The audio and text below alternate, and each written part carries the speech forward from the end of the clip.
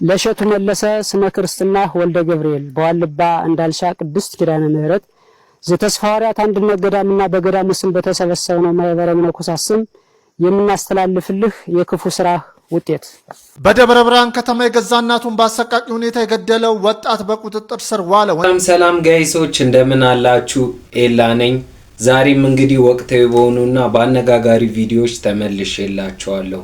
ለዚህ ቤተሰብ አዲስ የሆናችሁ ካላችሁ ይህን ቪዲዮ ሰብስክራይብ በማድረግ ጀምሩ። እንዲሁም ቤተሰብ የሆናችሁ ላይክ ኤንድ ሼር በማድረግ ለተለያየ ሰው እንዲደርስልኝ አድርጉ። ዛሬም ቪዲዮን ከመጀመሪያው ጀምሮ እስከ መጨረሻው ምን አለ የሚለውን በዚህ ቪዲዮ የምታገኙ ይሆናል። ተከታተሉኝ። ወደ መጀመሪያው ቪዲዮ እንለፍ። ማን ጋንታ አለም ዋንጫ ትላለ ናዚ ሜዳ ፓራ ፓራ ፓራ ፓራ ፓራ ፓራ ራራራራ ፓራ ፓራ ፓራ ፓራ ፓራ ፓራ ፓራ ወይኔ አረ ሄዶረክ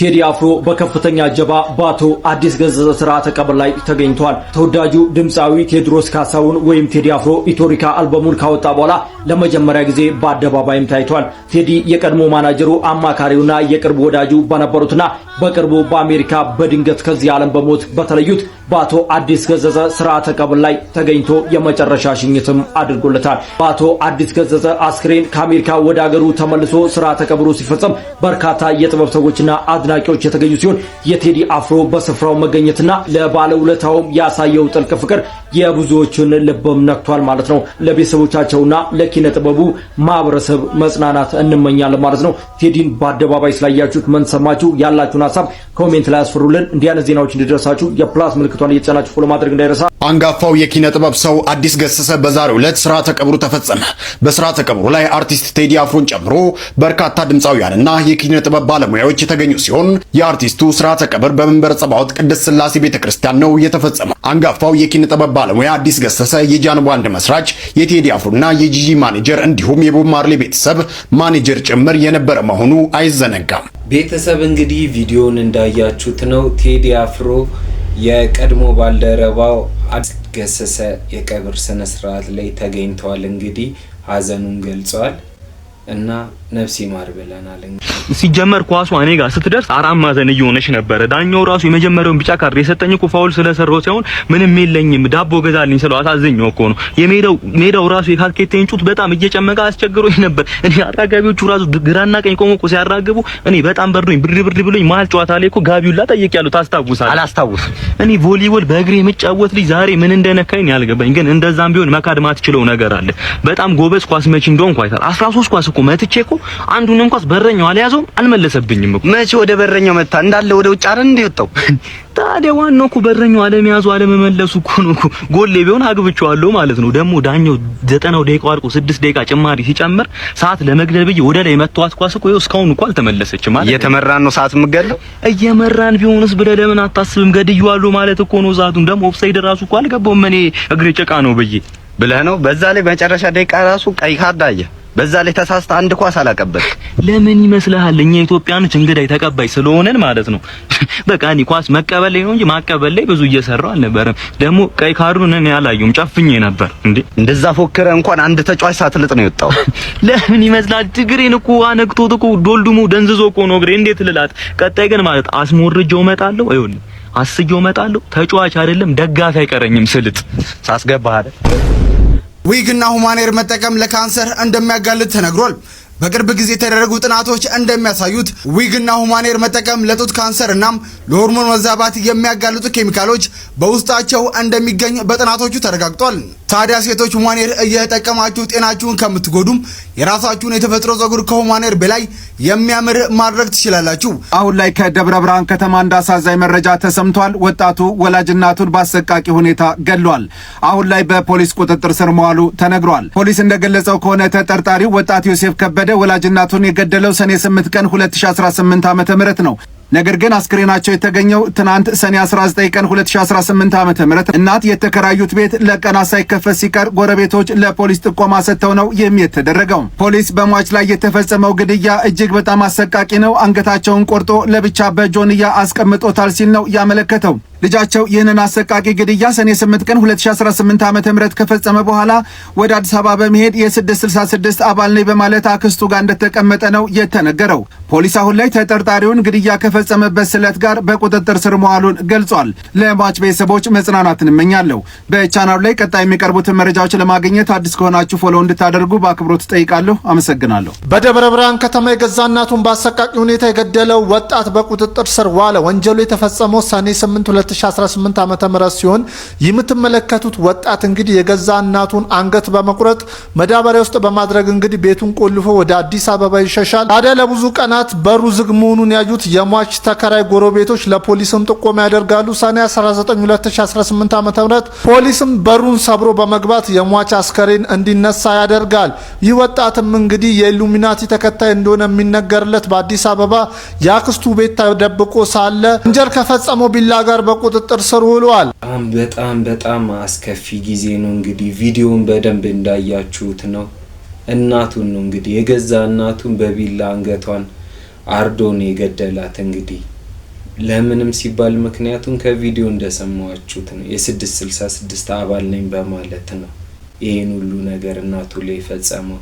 ያው በገንዘብ በምን ብዙ ሰዎች ብዙ ወጣቶቹን እያጣን ነው በዚህ ኢሉሚናቲ በሚባል ድርጅት ምክንያት እና ያው የሰይጣን መጨረሻው ሞት ነው፣ ጥፋት ነው የሚያስከትለው። መልካሙ መንገድ ወደ መልካሙ መንገድ ወደ እግዚአብሔር መንገድ መመለስ ይሻላል እንጂ በጣም አስቀያሚና አስከፊ ጊዜ ላይ ነው የደረስነው።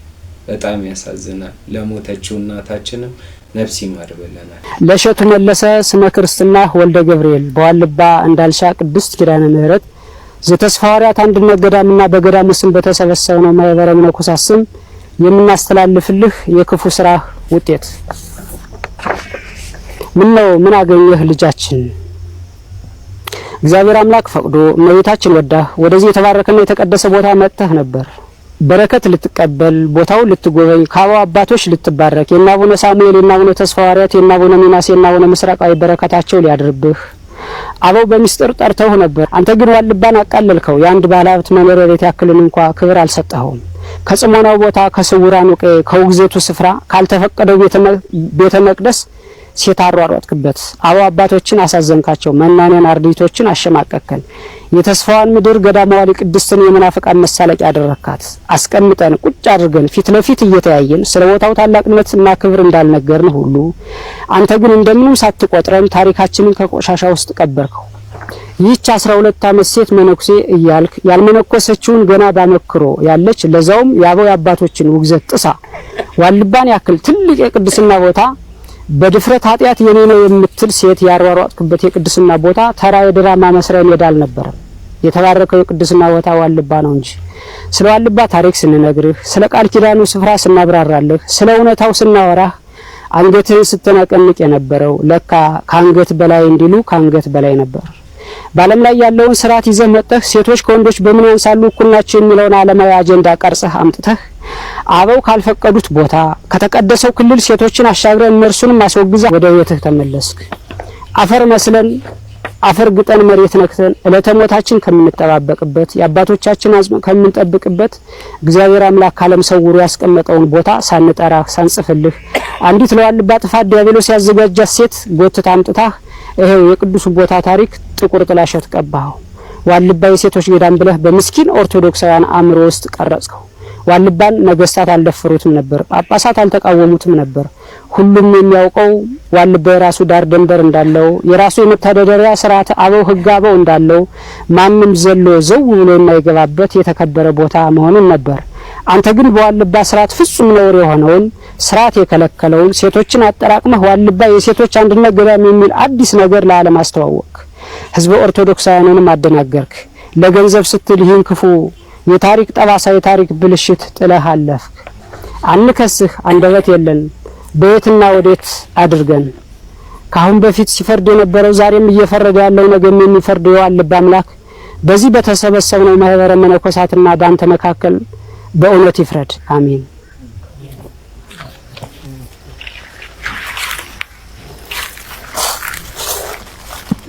የኔ ጥያቄ ከሁለት ነገር ይመነጫል።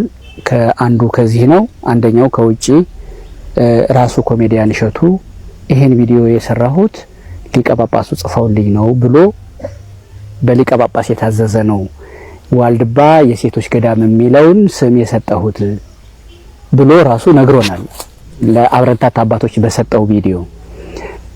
ስለዚህ ከዛ በመነጫ አይደለም ወይ ያን የሰራው ከህግ ተነስቼ ነው ከሊቀ ጳጳስ ደብዳቤ ተነስቼ ነው ብለዋል። አንድ ይሄን ያዙልኝ። ሌላ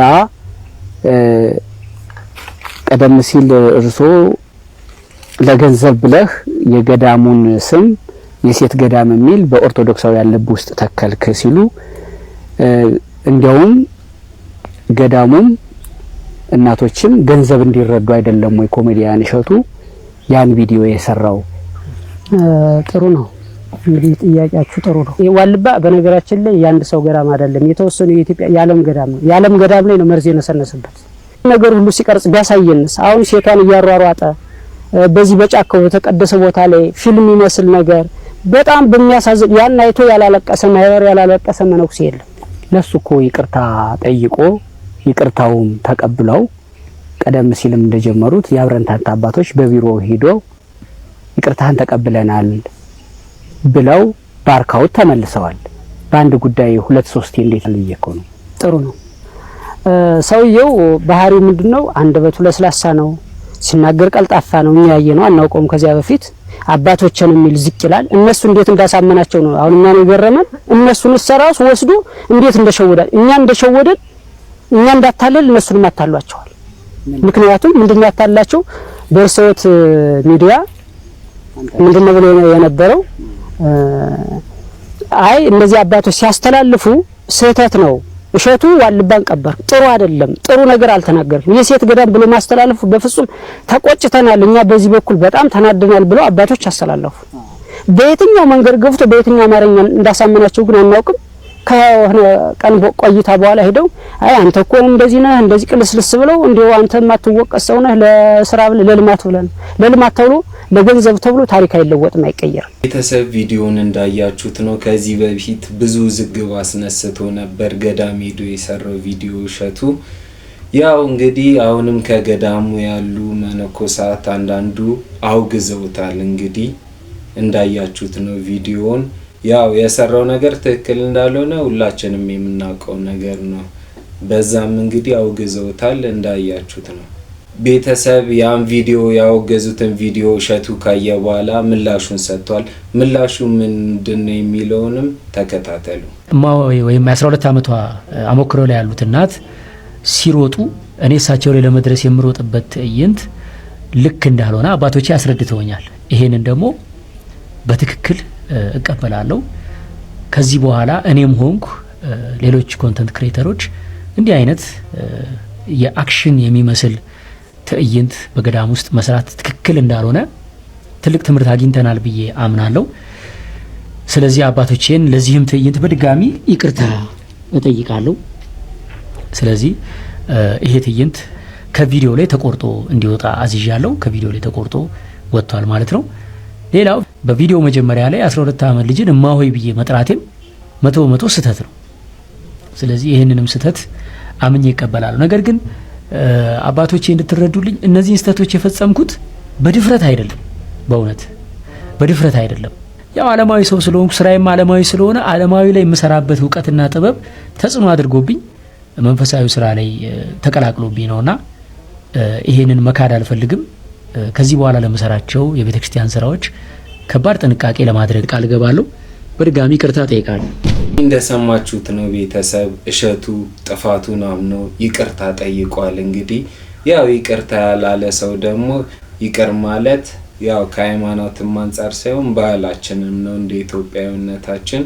ያው ጥፋቱን አውቆ ይቅርታ እስከ ጠየቀ ድረስ ትልቅነት ነው ብዬ ነው ማስበው። እኔ ታጠፋ አጥፍቻለሁ በማለትህ ደስ አለ። እንዲህ ያለ ልጅ አርአያ የሚሆን ልጅ በፍጹም ከቤት ነው የምንሄድ። በቤቱ ሂደን መርቀን ባርከን ጸልየን አድነን ቦታህን አገርህ እንድትጠቅም ለዚህ ብለን ነው። አሁንም የአባቶች በረከት መጥቶልሃል። እግዚአብሔር አድሎሃል። ከቅንነት ስለተነሳህ አንተም ተናግረሃል። እኔም አውቀው ነገር የለኝም ከክፋት አይደለም አባቶች በምትለው አንጀታችን ሰበረ እና ይሄ ነው እንግዲህ ዘአታት ርሶ ይከብር ወዘአላለ ርሶ ያስር። ራሱን ከፍ ከፍ ያደረገ ይዋረዳል፣ ዝቅ ያደረገ ግን ከፍ ይላል በሚለው መሰረት ደስ ብለህና ልጃችን አሁንም እግዚአብሔር አንተንም ይባርክልን። ልጆች ወልደህ እንደሆነ ልጆችን ይባርክልን። እናንተ ሁሉ ረዳት ሁሉ ይባርካችሁ እግዚአብሔር። ልንባርካቸው የመጣን እዚያም በተረፈ ደግሞ አገራችን በእውነቱ አሁን የምንሰማው የምናየው እኛ በእውነቱ የመጣን ሌላ ስራ ነው። ያ ገዳም እንደምታየው በረሃ ነው፣ ሰው አይሄድበት ምን አይሄድበት። በተለይ አብረንታን ትራቅ ያለ ነው፣ በጣም ከሰው የራቀ። እነዚያም ሰቋርም ዳልሻም ቅርቦች ናቸው። ያ ግን በመኪና መንገድ ከተው የ12 ሰዓት መንገድ ሰው የሚገኝበት እህል የሚበላበትን የ8 ሰዓት የ9 ሰዓት መንገድ እነዚህ እናቶች ያሉበት ቦታ ከ7 ቦታ አሉ። የኛ እናቶች ማለት ነው 7 ሞፈር ቤት አለ። አሁን እንዳየኸው እንደዚህ እንደ እናቶች ከማዶ የኛው ርቀቱ ገዳሙ ያለበትና እነዚህ እናቶች ያሉበት የ7 ሰዓት መንገድ በምስራቅም በምዕራብ ካሉት እዚያች እህል እንዳይሻገርባት ኃጢአት እንዳይሻገር እህል እንዳይበላባት የሞቀ የደመቀ እንዳይለበስባት የጣመ የላመ እንዳይበላባት ብሎ ያችን ቦታ ቀድሶ የሰጣቸው አባቶቻችን ያሉበት ቦታ ነው። ላንተም ጸጋ ነው የሰጠህ እግዚአብሔር አድሎሃል። በእውነት ታድለሃል። ምን ነው ጥሩ ስራ ስለምትሰራ ነው። ወደፊቱ ይቀድስህ፣ ገዳማትን ምትረዳ ያርድህ። በእውነት ጥሩ ስራ እየሰራ ነው ያለ። እንግዲህ ቤተሰብ አሁንም በእሸቱ ጉዳይ ያያችሁት ቪዲዮ ያው ገዳሙ አባላት ስቱዲዮ ድረስ በመሄድ እንግዲህ ያላቸውን አክብሮትና ያላቸውን ፍቅር አሳይተውታል። ይቅር ባይነታቸውንም ጭምር ብዙ ነገር አስተምረውታል ብዬ አስባለሁ። ያው ጥፋቱን አምኖ ለተጸጸተ ሰው ደግሞ ከይቅርታ በላይ ምንም ነገር የለም፣ ይቅር ከማለት በላይ እና በጣም ደስ የሚል ትምህርትን ያስተማሩን ብዬ አስባለሁ። እናንተስ ምን ታስባላችሁ? ደግሞ ሰብስክራይብ እያደረጋችሁትን ቪዲዮ አይቶ አንድ ወንድማችን ይሄን ምላሽ ሰጥቷል። ቪዲዮን እንከታተለው። እሸቱ አፈቀላጤ ነው። በጣም ከሚገርመኝ እኛኛ ሲመጣ ጎንበስ እያለ እሻባስ በጣም ለስላሳ እንደበስ ነው ያለው። እኛን አላቆየንም፣ በደቂቃ ነው ያሳመነው። እንደዚህ አርጌ ምንድነው ያለን ፕሮጀክት ልሰራላችሁ የሆነ እቅድ ምናምን በቃ አቅድ። ሁለት መልእክታቶችን አሉኝ በዚህ ቪዲዮ ላይ። ቪዲዮ ላይክ እና ኮፒ ሊንክ ያደረጋችሁ አዳምጡኝ። የመጀመሪያ መልእክቴ ለእግረኛው ሚዲያ ባለቤት ለጋዜጠኛ ተክለ ሃይማኖት አዳነ ነው። ተክልዬ በጣም የቤተክርስቲያኒቷ እንደምትወዳት በደንብ ይገባኛል። እንደዚህ አይነት ጉዳዮች ግን ቢበቃ ጥሩ ይመስለኛል። አጀንዳዎችን ወደዚህ እያመጡ አንደኛ አንተም ነገ የምትጸጸትበት ጉዳይ፣ ሁለተኛም ነገር ደግሞ የማይረባ ረባ የሌለው ነገርን ቢቆም ይሄ ነገር ጥሩ ይመስለኛል። ሁለተኛ ለመነኮሳት አባቶቻችን እንዲህ አይነት ጉዳዮችን ወደ ሚዲያ ሲመጣ ምናልባት ከጀርባው ሆኖ እናንተም ሂዱ እንደዚህ ማድረጉ እያሉ የሚመክሩ አካላት ሊኖሩ ይችላሉ። ግን ይሄ ነገር ቢበቃ አይሻልም ወይ? የምንኩስናስ ግብሩ እንዲህ ነው ወይ? ልጅ ነው እሸቱ፣ የቤተክርስቲያኒቷ ልጅ፣ ያውም ደግሞ በጣም ብዙ መልካምና በጎ ምግባራትን የሚሰራ የቤተክርስቲያኒቷ ልጅ ነው። ካጠፋ ጠርታችሁ ይሄ ነገር መስተካከል አለበት ብላችሁ በራሱ ሚዲያ እንዲያርም ማድረግ አይቻልም ወይ? አንድም ደግሞ ልጁ ጥፋት ከሆነ ያንን ደግሞ ለሰራበትን ቪዲዮዎችን በጣም አብራርቶ በዛ ላይም ደግሞ ይቅርታ ጠይቆ መነኮሳቱም በቤቱ ድረስ ተገኝተው በዛ ጉዳይ ላይ ተነጋግሮ የተፈታ ጉዳይስ አይደለም ወይ? ስለዚህ እንደው ቢያንስ በዚህ ዘመን ላይ ለቤተክርስቲያን የሚተጉላት የሚለፉላትን ልጆቿም በተለይ ደግሞ በዚህ ዘመን ላይ ውድድሩ ሰፊ በሆነበት ሰዓት ላይ እንደው ገፍተን ልጆቻችንን ባንጥላቸው ጥሩ ነውና እባካችሁ አባቶቻችን እናንተም ይብቃችሁ። አስደንጋጭ ዜና ራቢስ የተባለ የውሻ በሽታ መከሰቱ ተሰማ። በሆሳዕና ከተማ አስተዳደር ራቢስ የተባለ የውሻ በሽታ መከሰቱን የክልሉ የጤና ቢሮ አስታውቆ የሰዎች ሕይወት ማለፉንና በውሻ የተነከሱ ሰዎች መኖራቸውን ደግሞ የከተማው የግብርና ጽሕፈት ቤት ገልጿል። የሆሳዕና ከተማ ግብርና ጽሕፈት ቤት ኃላፊ አቶ ተመስገን ለፋሞ በሰጡት ቃል ከሰሞኑ ከአንድ ቤተሰብ ብቻ የ6ኛና የ8ኛ ክፍል ተፈታኞች ሞተዋል። የውሻ ንክሻ አለ፣ እንዲያውም የክትባት መድኃኒት ያንሳል ብለዋል። የተነከሱ ሰዎች አሉ። ቁጥሩን በትክክል ባላውቅም የተነከሱ ሰዎች አሉ። ወደ ሕክምና እየተወሰዱ ያሉ አሉ ያሉት ኃላፊው ውሾቹን ለመግደል ሰው ገጀራ ዱላ ይዞ የወጣው ሁለቱ ልጆች በውሻ ንክሻ መሞታቸውን ተከትሎ ነው ሲሉ አስረድተዋል። እናም በዚህ አካባቢ ያላችሁ ሰዎች እባካችሁ ጥንቃቄ አድርጉ። ለበለጠ መረጃ ፎሎ ማድረግ እንዳይረሳ። አንተ እቃ ፈልገው ነው? እቃ ፈልገን? ብቻ ነው እንደ መጣው? ብቻዬን ነው የመጣው። ያተውም እንዴ? ማን የላከ? እዛ ጓደኛው በዚህ በኩል ምናምን ብሎ እንዴ ማቆቆ አይምሮ ሊሲቦ ነው እንዴ? እሱ ምን አገባ ሲጀመር? እቃ ፈልጋል እንዴ መጣው? እቃ ፈልጌ ነው። እርግጠኛ ነህ ተጠቃሚ ነህ አንተ? ተጠቃሚ ነኝ። እባክህ ስጦ ተጠቃሚ ነህ? እኔ በህይወቴ እንደዛ አይነት ከስተመር አጋጥሞኝ አያውቅም። እሺ እንዴ የናኮ ነው እንዴ? በቃ ሲተ ቢዝነስ እኮ ነው። እሱማ ሰጣለሁ፣ ግን ሁኔታ ምንም አላማረኝም። ከያዝባክ ያራዴ ልጅ ህዝቤ ነው እንደሚጠቀመው ሳታውቀው ነው እንደመጣው። ሳጅን በቀላ ነኝ በቁጥጥር ስር። ኧረ ለቃ ሳታውቀው እኔ ከራሴ ጋር ይመኙልኛል እሱን። አዎ እስኪ ዘንድሮ ወይ ቀጣይ ዓመት ኢንሻአላህ እኔ አላውቅም እንግዲህ መቼ እንደሚሆን ያው አላህ ሲል ነው የሚሆነውና ቀጣይ ዓመት ብያቸዋለሁ። ቀጣይ ዓመት ነው የምትይው እያሉኝ ነው። እና አይ 2018 ላይ ግን የምጠረጥረው ከሆነ መስመር የያዘ ነገር አለ። ዩቲ ኒካ ታረጋለች ኢንሻአላህ። ኢንሻአላህ። እንግዲህ ለዛሬ የነበረን ቪዲዮ ይሄንን ይመስላል። በቀጣይ በአዳዲስና ወቅታዊ በሆኑ ቪዲዮዎች የምመለስላችሁ ይሆናል። እስከዛው ሰብስክራይብ እያደረጋችሁ ቆዩኝ። መልካም ቀን ይሁንላችሁ።